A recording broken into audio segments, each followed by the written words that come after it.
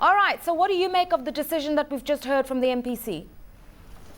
I think for a start, we'll say that it's still broadly consistent with what happened at the last MPC, essentially to continue to tighten money supply because of deteriorating situation of liquidity as it affects especially the exchange rate.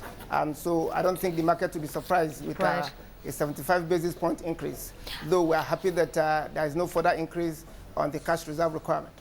I mean, but 75 is quite bold, you know. The consensus view was generally they should increase by about 50 basis points, but there were even some analysts saying keep it unchanged. You really want to stimulate credit flow. Okay, I think when you want to talk about credit growth, you need to go back a bit. If you look at the classic world of the ISLM model, it tells you that investment is supposed to be equal to savings so that you can clear the rate. And then you also expect liquidity to be equal to money supply. Now, if there is a deterioration in any of these variables, it's likely to affect some aspects of the market. Unfortunately, there is a lag in the Nigerian system between when these policy statements are made and when it begins to run through the entire economy. And somewhere around 3 to 4 months has been estimated as the time lag between when policies are made and when the effects are fully felt. Right. So I suspect that the challenge of the central bank is to see whether those policies that were pronounced in May, for example, moving those rates to 2 to 4%, and then from 7.5 to 8%, maybe it has not yet achieved the desired effect. And we can see that from the deterioration of rates on the exchange side. But as far as I'm concerned, I do believe that the issue of whether investments will get ultimately to the investment area is a function of whether there are investable businesses and opportunities. And I think that is the more fundamental issue rather than the issue of rates. What impact do you think the recent inflation figures had on Nigeria? We do know that inflation for June coming in at 10.2%, but the governor was adamant that we need to start seeing a more consistent trend. Absolutely, core inflation figures have declined, food inflation has declined, but he's worried going forward. The impact of the minimum wage bill on the fiscus, the impact of deregulation and the removal of oil subsidies on the general economy. He's not very sure what we're likely to see by way of inflation trends. Okay, I think the central bank governor must have been taking some preemptive steps here because I do know that the effect on the wage bill is going to be almost zero at the federal level, and maybe there will be some effect at the state level and maybe the local government levels. And from what I saw of the inflation figures in June, which is down to average of about 10.2%, I think it's something healthy. And if you can hold that till the end of the year, maybe you can go back to the single digits by December. But having said that, I will expect that the issue of money supply should be considered more from the overall spending, because we saw that the amount distributed in June, for example, in fact, was a record 1.3 trillion naira, and that's a very huge figure compared to the previous months that we have seen. Maybe the issue of fiscal discipline and to be able to make sure that we're able to match expenditures and revenue and minimize the issue of deficits in terms of the budget, I think is something that the government needs to take very seriously, especially if you look at the stories that we're getting, either from Greece on one hand, which has almost gotten to a boiling point now, and then the one in the US, where between the White House and the Congress, there is now a confusion as to whether indeed we are going to see a default for the first time, from the first world. Yeah. And of course, then obviously those international factors have a bearing on the dollar. But the stronger naira we've seen recently is as a result of interventions taken by the CBN regarding ownership of government securities for foreigners, removing restrictions, some issues around limiting transactions through bureau de change to try to stabilize the naira rate. A stronger naira going forward, what sort of trends are we likely to see?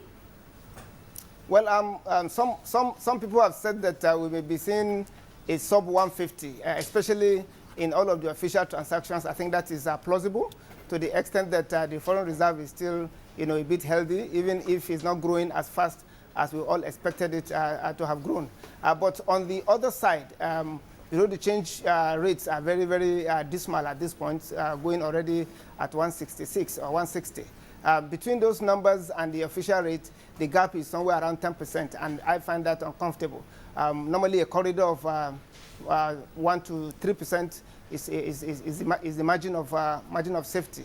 Once you go beyond the 3% gap, then you are trying to encourage, or you may end up encouraging a lot of round tripping, and we believe that should be quickly narrowed. I'm happy to note that the central bank already is considering increasing the volume that is sold to BDCs, so that at least that can go a long way to moderate. And also remember that this is the summer season.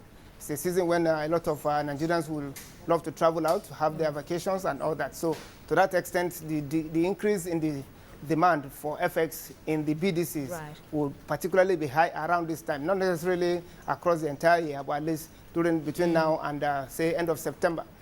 Okay, those seasonal issues withstanding, Abdulrahman, the CBN has always had as its core priority stabilizing the Naira. The Naira, as I say, in recent weeks and months looking a lot better. But going forward, there's still some concern, because in as much as the CBN wants to build up its foreign exchange reserves, especially on a higher oil price, there are concerns that in defending the Naira recently, they've had to deplete significantly those reserves.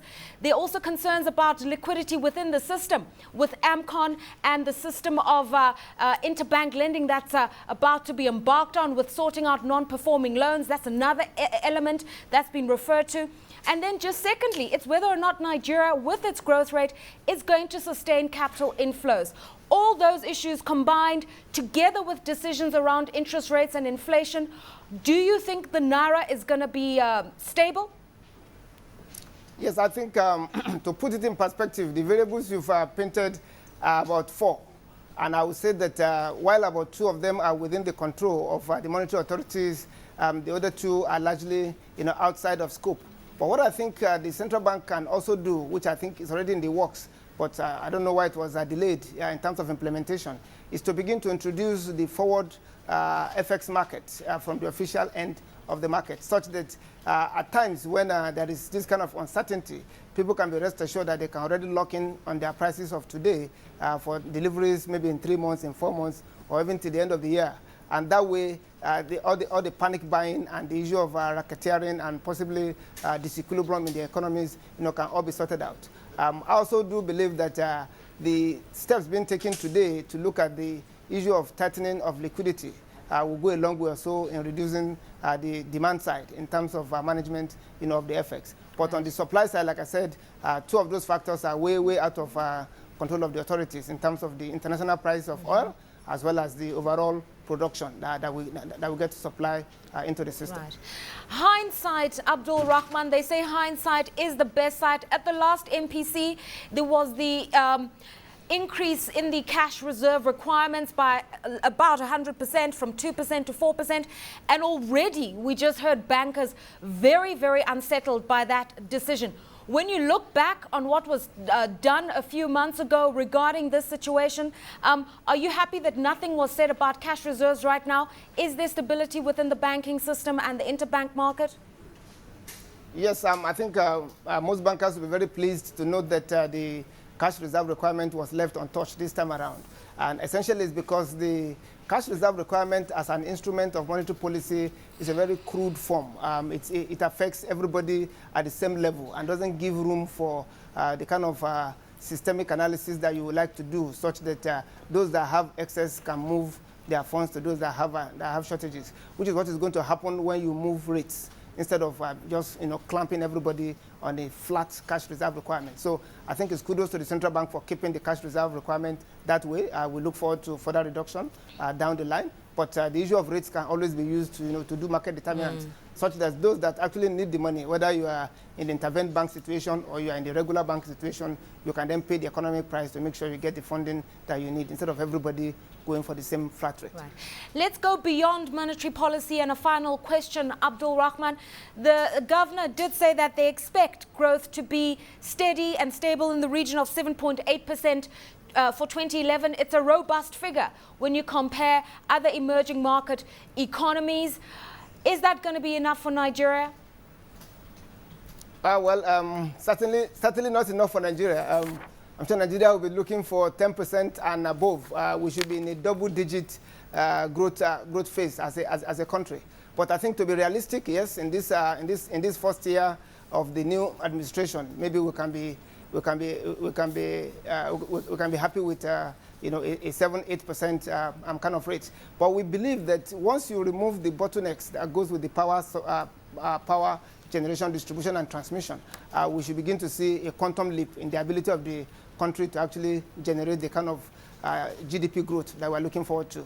As a country, I think 10% will be like the minimum that we should see in the next few years to come.